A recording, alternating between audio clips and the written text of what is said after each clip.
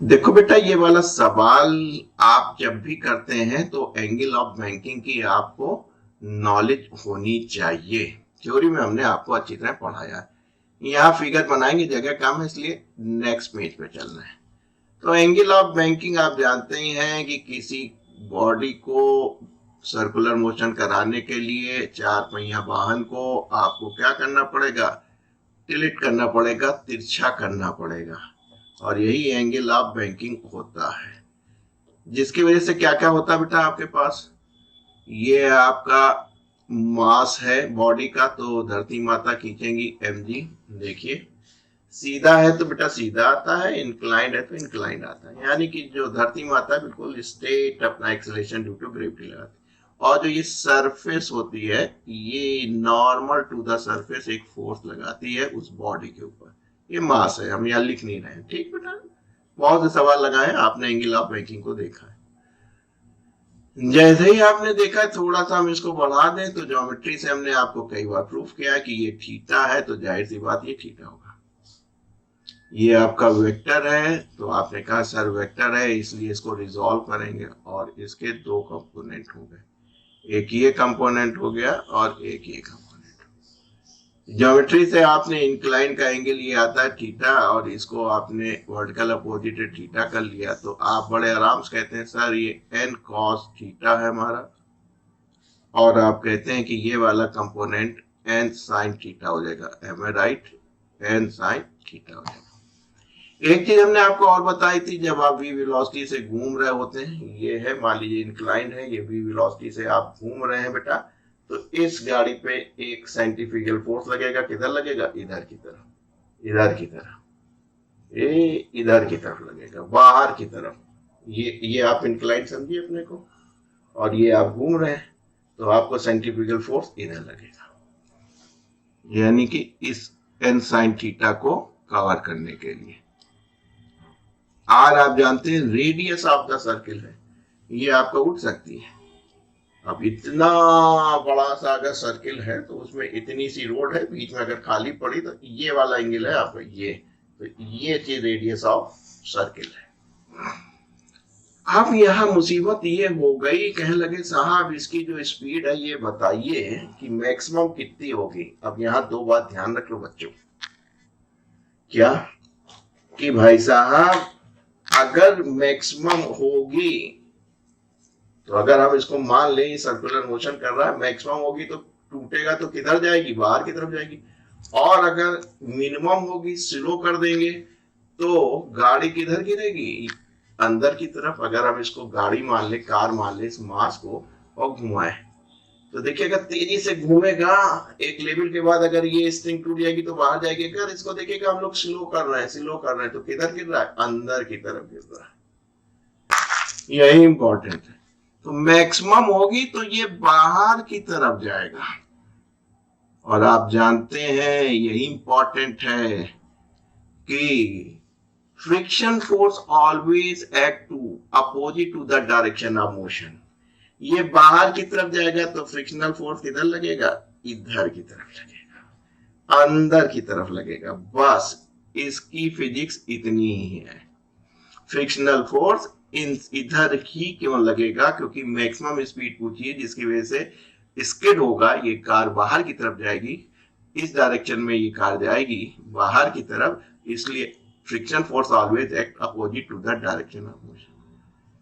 अब जब ये लग रहा है, यानी यहाँ पे भी लग रहा है, सरफेस दिखा रहे, तो इसके भी दो कंपोनेंट हो जाएंगे फ्रिक्शनल फोर्स के।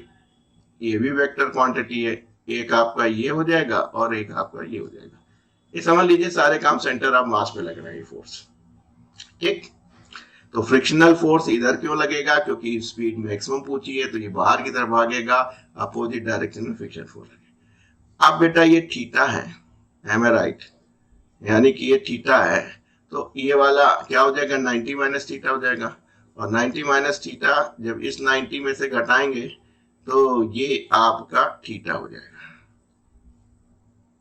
अब इसको आप थोड़ा सा और एक्सप्लेन कर लीजिए, ये समझ लीजिए, इस फिगर को हम और अच्छा समझा रहे हैं आपको। ये है, ठीक है, ये आपका 90 है पूरा, ठीक, ये थीटा है, ये आपका ये mg वाला बीच वाला आ रहा है, और आपने कहा कि सर ये जो फ्रिक्शनल फोर्स आ रहा है इसके दो कंपोनेंट, जब आप रिजॉल्व करेंगे ये और ये mg वाला है और ये n sin थीटा की तरफ है।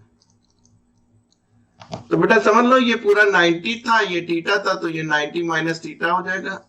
और अगेन ये बेटा पूरा 90 है और 90 में से 90 माइनस थीटा हटाओगे तो ये थीटा हो जाएगा, यानी कि इधर हो जाएगा f cos थीटा, फ्रिक्शन का cos थीटा, तो जाहिर सी बात है उसका जो नॉर्मल आएगा वो f sin थीटा इधर आएगा। बस काम बन गया। बस इसको बैलेंस कर दीजिए। यहां पे देखिए, इस जगह देखिए, तो आप कह रहे हैं कि सर हमारा जो इस जगह लग रहा है वो है n cos थीटा प्लस बराबर f sin theta plus mg। ये वर्टिकल कंपोनेंट देख लिया, ठीक। हॉरिजॉन्टल देख लीजिए, horizontal component n sin theta plus f cos theta बराबर m v square upon r। और फ्रिक्शनल फोर्स ऑलवेज किसके बराबर होता है?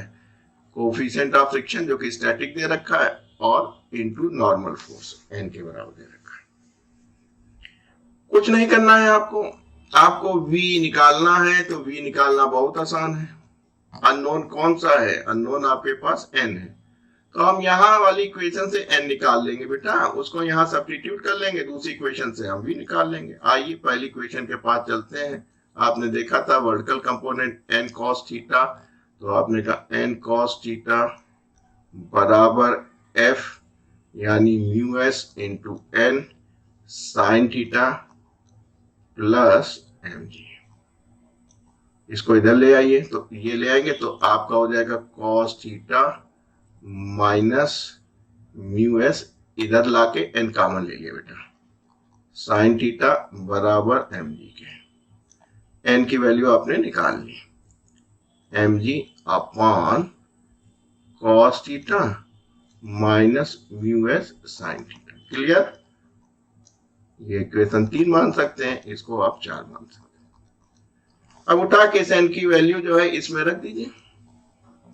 तो आपने कहा कि सर इसमें जब हम रखेंगे तो हमारे पास एक n यहां से मिलेगा, यानी आप कह सकते हैं n sign theta plus mu s, f की जगह क्या लिख सकते हैं? म्यू s n, और साथ में क्या है बेटा? cos थीटा बराबर mv स्क्वायर अपॉन r।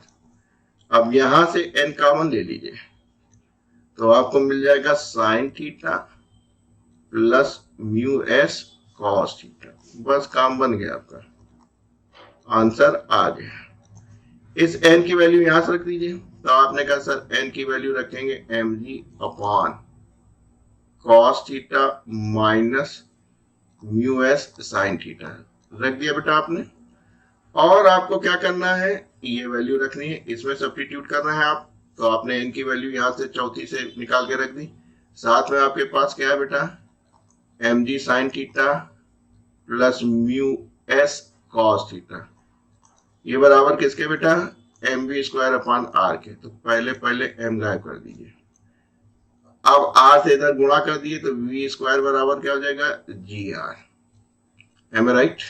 पहले साफ साफ लिख लें, sine theta plus mu s cos theta, नीचे देखिए बेटा cos theta minus mu s sine theta.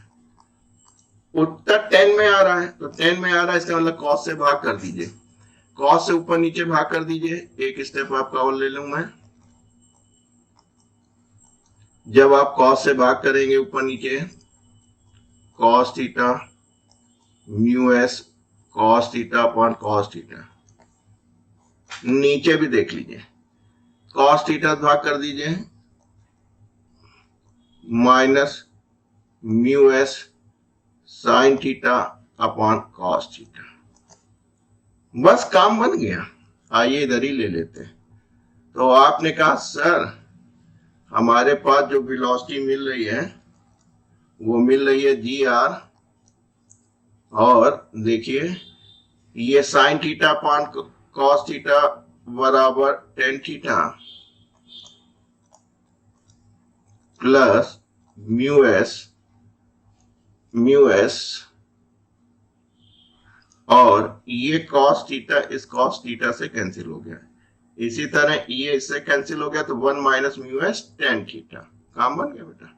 तो आपने कहा भैया कॉस थीटा कट गया था, यहाँ 1 minus mu s tan theta,